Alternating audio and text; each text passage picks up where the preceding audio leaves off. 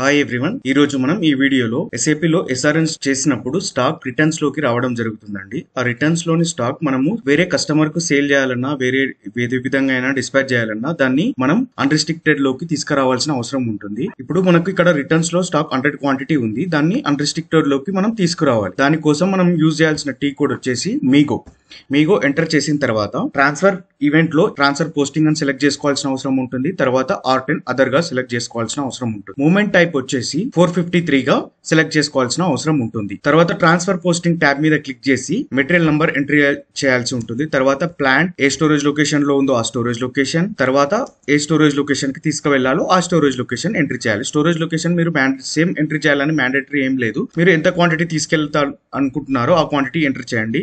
నేను 50 క్వాంటిటీగా ఎంట్రీ చేస్తున్నాను. ఎంటర్ చేయగానే మనకి ఇక్కడ బ్యాచ్ అనే కాలం ఎక్స్ట్రా యాడ్ అవడం జరిగింది. Unit of measure by default గా వచ్చేసింది అనమాట. మనం ఏ బ్యాచ్ అయితే రిటర్న్స్ లో ఉందో పర్టికులర్ గా అదే బ్యాచ్ ఎంటర్ చేయాల్సిన అవసరం ఉంటుంది. From batch to batch same గా ఎంటర్ చేయాల్సిన అవసరం ఉంటుంది.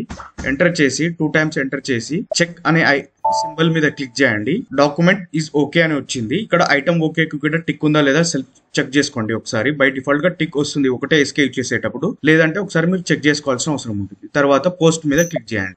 డాక్యుమెంట్ పోస్ట్ అయిపోయింది. ఒకసారి రిటర్న్ MMBE కి వచ్చి రిఫ్రెష్ చేసి చూడండి. ఇంత ముందు 100 ఉంది కదా రిటర్న్స్ లో, చూడండి 50 ట్రాన్స్ఫర్ చేస్తే బ్యాలెన్స్ 50 ఉండిపోయింది. ఇది రిటర్న్స్ నుంచి అన్రిస్ట్రిక్టెడ్ కు మూవ్ చేసే విధానం అండి. ఈ వీడియో మీకు నచ్చితే నా ఛానల్ ని లైక్ చేయండి, షేర్ చేయండి, సబ్స్క్రైబ్ చేయండి ఫ్రెండ్స్. Thanks for watching.